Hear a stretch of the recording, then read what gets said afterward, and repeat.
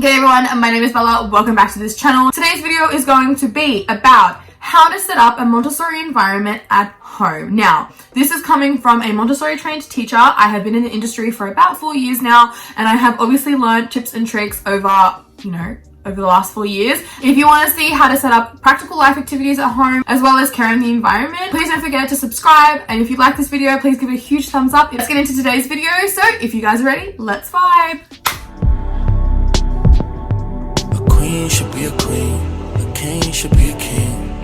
We on the same page. So, setting up Montessori at home. What does it involve? What does it look like? How are you going to do it? First, I'm going to go through a bunch of practical life experiences that you can set up. I'm going to go in order of what is deemed essential before they continue going on with other practical life activities. So if you have never introduced Montessori to your child previously, I would definitely start off with these activities. To begin with, there's 3 activities that I would definitely recommend introducing around the same time. Each of the skills within the activity will help lead into the next activity. That's really important when you're setting up your classroom or your workspace. It's really important for your child to be able to have the skills needed for the next step or the next activity. Whilst I am a room leader of the 2 to 3 rooms, I used to actually be a room leader of the 18 to 24 months, so the pre-toddler classroom as well. One thing to note is obviously as I was room leader for both, I have seen both sides of the scale. So one of the first activities that even a pre-toddler should be doing is pouring. So actually you can do wet pouring or you can do dry pouring. So dry pouring involves anything with a grain. So I always say using natural materials is a great way for the children to learn. Obviously they won't get distracted with any of the colors. If you do really like bright jars, they'll more likely be distracted talking about the colors instead of the actual activity.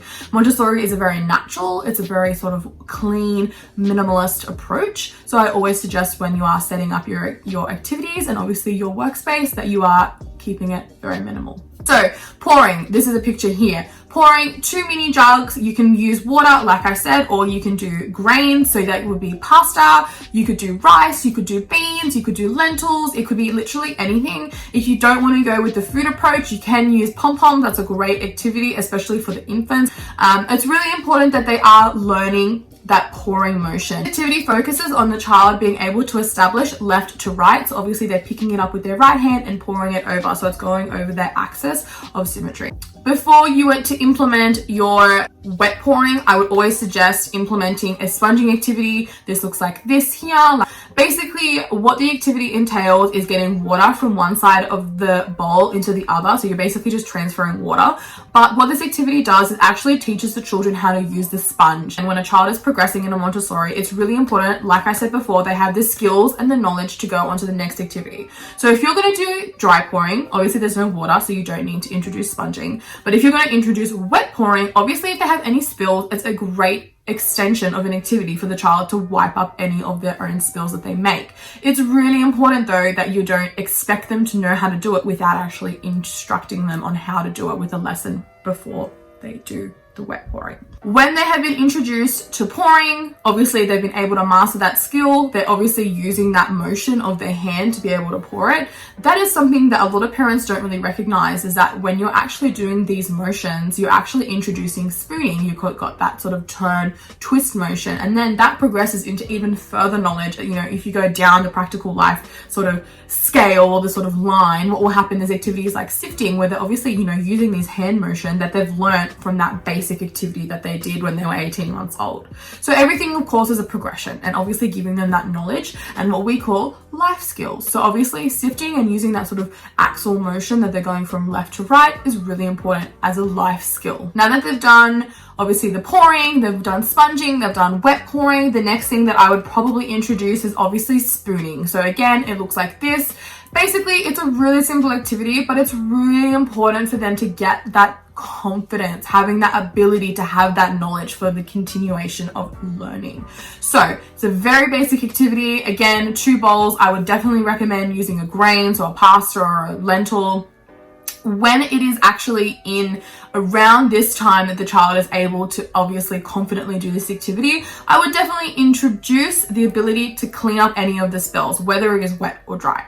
So if a grain obviously does fall out of the spooning, what I would always do is I would do a demonstration on how we pick it up, we stop what we're doing, we pick up the grain, we put it back in the bowl, and then we continue on. One thing I do want to mention is it's really important that when you're setting up your actual activity that you do not put the spoon or the utensil on a right or left side. Now, part of the Montessori philosophy is ensuring that there is no particular hand dominance coming from a teacher's perspective or a parent's perspective. You can have the spoon in the middle, so then that way it is the child's choice whether they use the right hand or the left hand. Also, when you're introducing spooning, it's really important that you are not using plastic.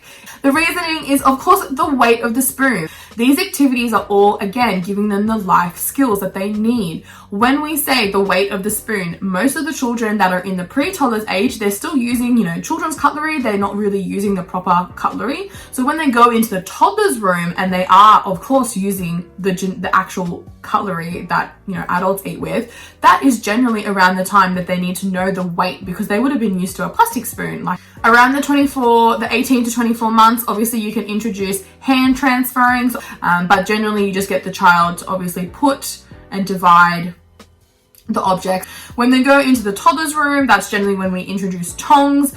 In the Montessori classroom, in my classroom, for example, I do get the children to self-serve themselves. So obviously there's a bowl in the middle of the table. They can scoop how much they want. They can get the tongs with the vegetables or the salad for that day. And then they're obviously self-serving themselves. So having the skills and the knowledge from coming from the pre-toddler classroom is a really important skill. Obviously throughout the toddler's years, that's when they do get a lot more confident in it.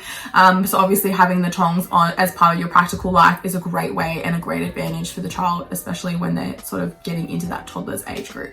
There is an amazing example here, which I will include it here, of what different variations of tong transfer you can use. So keep in mind, these are all different, but they are still achieving the same goal. Tongue transfer is fantastic for fine motor skills, of course. It, of course, extends on their concentration skills because it does take a lot of concentration for toddlers.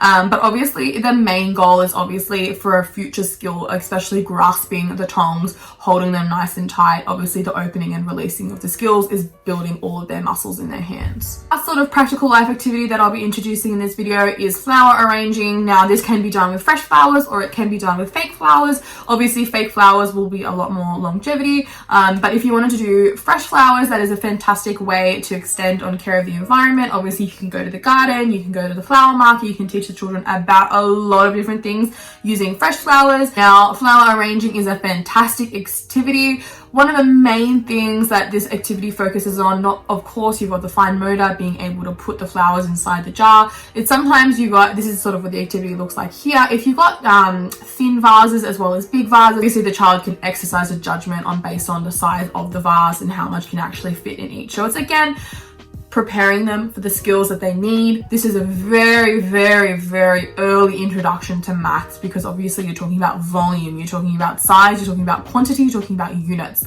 When you look at it globally, it's a very early introduction to math. Of course, it's not, numbers and per se, but it is a very early introduction and it's laying down that foundation for the future. Okay, care of the environment, a fantastic part of Montessori. I love care of the environment. It is such a huge part of my classroom. Care of the environment comes for respect for the environment. It comes respect for themselves, respect for their peers, respect for where they live and the country around us. So for at home, you can spend the money and get something like this. These run you around $75. It does not need to be this. It could be something like this, which this is the picture which I'll include here. This is someone has set this up at home. This is amazing. They have definitely done it on a budget. I wouldn't say any more than $20. And everything that you see is definitely 110% would recommend. So for your child's cleaning station, you have a broom. Now, I will include a picture here of, if you've typed in Montessori into Pinterest, you will most likely have seen this.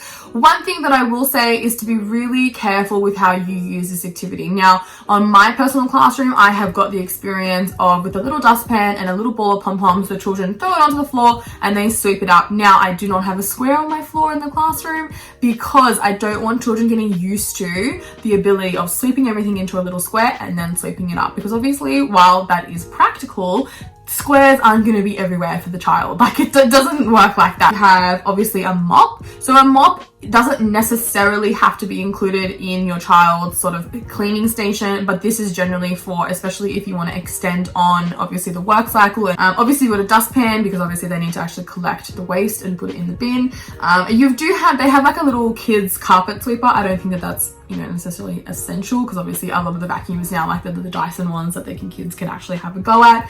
And then at the bottom, which I really want to alliterate this, I really love this as part of care of the environment. There is 2 baskets on the chair. There's one with a window squeegee and spray bottles.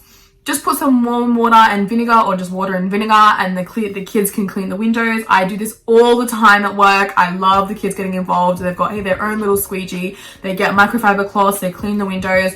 The children love it. And then of course, you've got a bucket with cleaning cloth. So this comes down again to the work cycle. If there's anything that spills, they can clean it up. Make sure you do have someone for the child to actually put the dirty cloth, and obviously have a clean cloth. So that was everything, of course, in today's video. I hope you guys really liked it. If you do want to see more Montessori videos, please let me know in the comments down below. I'm more than happy to do another video for Montessori related videos. Until the next video, I hope you guys vibe well. I'll see you in the next one.